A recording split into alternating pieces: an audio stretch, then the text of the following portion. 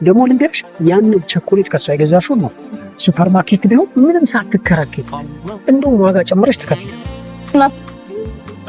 ቆይ አንዴ ለልጆች ቸኮሌት ያዘላቸው እናት ና አንዴ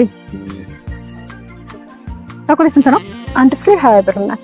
ወደድብኛል። ስድስቱን በመተው ልሻልሽ? አያዋጣኝም እናቴ። ከፈለግሽ እጪ ካልሆነ ልሂድ። አያገባህም። ልውሰደው? እሺ በቃ እስካሁን ምንም ስላልሸጥኩ እንደ መጀመሪያ ገድ ይሆንና ባልሹ ዋጋ ወሰድ።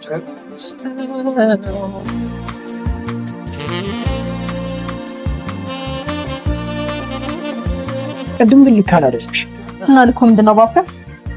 ማለት ማጣጣል ልቀት በሌለበት በስነ ስርዓት ማናገር ትችላለሽ።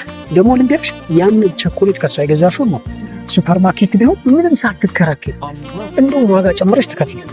እና ታጨቅጭቀኝ በጣም እርቦኛል። በልተን እንውጣ። እንዴት ነበር ወደዳችሁት? እሺ ካፌ በላ። እሺ ሂሳብ አምጣልኝ። እሺ ሂሳብ 750። እሺ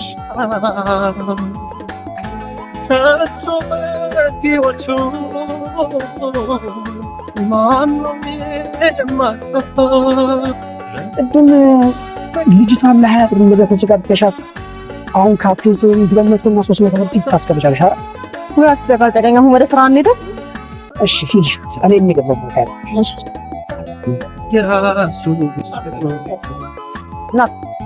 ማማ